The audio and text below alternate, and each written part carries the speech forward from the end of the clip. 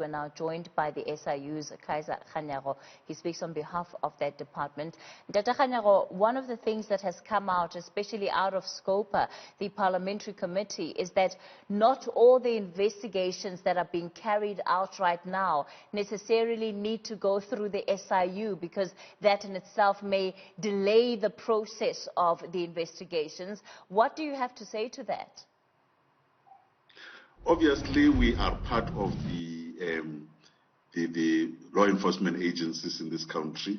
There are other cases that are not even coming our way. For an example, with that fraud case that was at the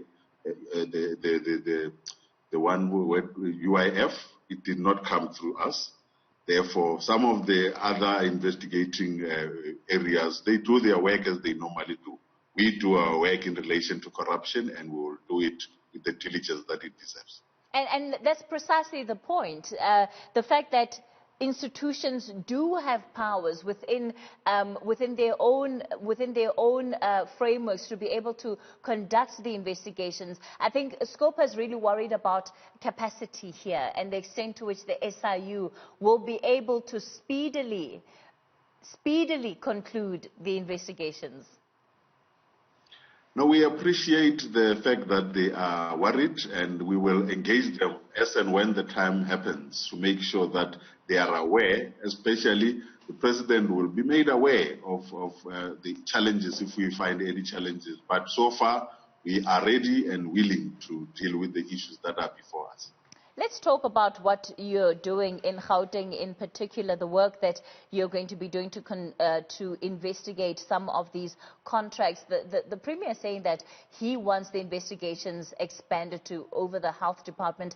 The Health Department, as of Sunday, you are looking into at least 90 companies. That could likely increase.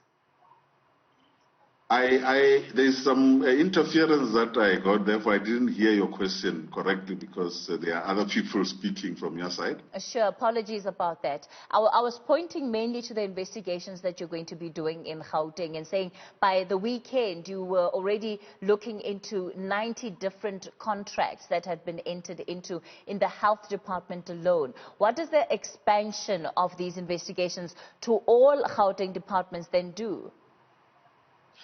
It will obviously put a lot of pressure on us, but we can safely say that the Premier of Gauteng has always been working with us very closely. You'll remember when the lockdown happened, he is the one who came to us, and when we were dealing with that e-governance tender.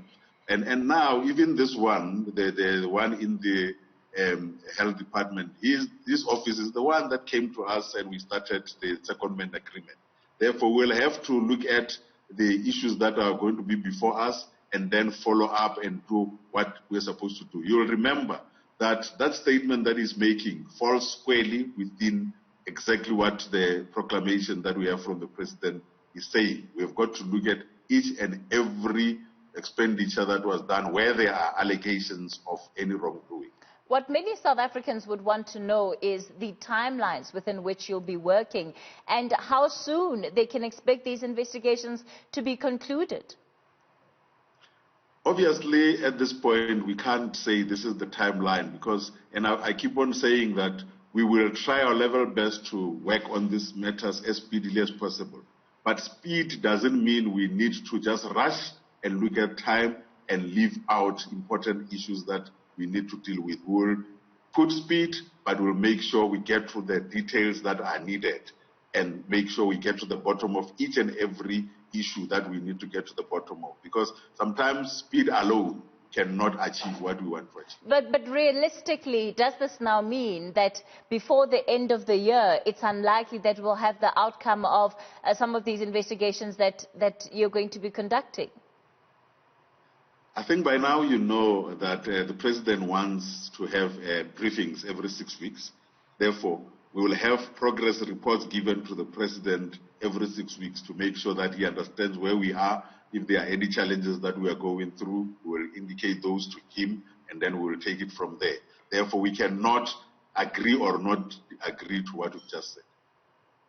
Do you get a sense that the recommendations of the SIU that you put together in your reports will be taken perhaps much more seriously than they have in the past, and that departments will in fact act on your recommendations and not do what has been previously done? If we look at some of the cases that are even before the Zondo Commission of Inquiry, which you long investigated and made findings and recommendations, but those were ignored.